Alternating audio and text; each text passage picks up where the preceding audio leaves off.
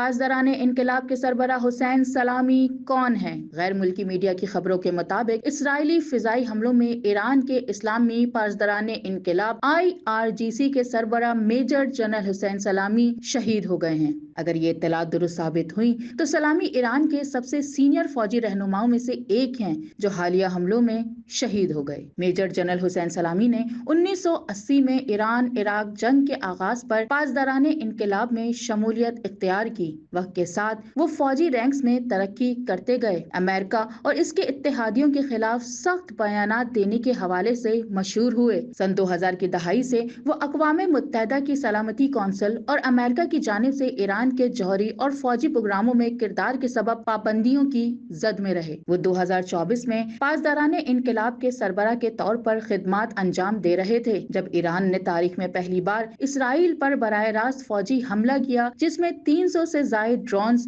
اور missile fire کیے گئے تھے۔ حالیہ دنوں میں ایران اور اسرائیل کے درمیان بڑھتی ہوئی کشیدگی کے دوران سلامی نے جمعرات کے روز کہا تھا کہ ایران ہر ممکنہ منظرنامے، صورتحال اور حالات کے لیے مکمل طور پر تیار ہے۔ انہوں نے مزید کہا تھا کہ دشمن یہ سمجھتا ہے کہ وہ ایران سے ویسے ہی لڑ سکتا ہے جیسے اسرائیلی مظاہرے میں گھر نہتے فلسطینیوں سے لڑتا ہے۔ ہم جنگ کا تجربہ رکھتے ہیں اور تیار ہیں۔ غیر ملکی میڈیا کے مطابق تہران میں اسرائیل نے 200 لڑاکا طیاروں کے ساتھ ایران کی 100 سے زیادہ تنصیبات کو نشانہ بنایا جس میں پاسداران انقلاب کے سربراہ، آرمی چیف سمیت متعدد اہم کمانڈوز اور 6 جوہری سائنسدان شہید ہو گئے، جبکہ فضائی حملوں میں خواتین اور بچوں سمیت کم سے کم 80 افراد شہید اور 30 سے زائد زخمی ہوئے، جس کے جواب میں ایران کی جانب سے اسرائیل پر 100 سے زائد ڈرون حملے کیے گئے ہیں۔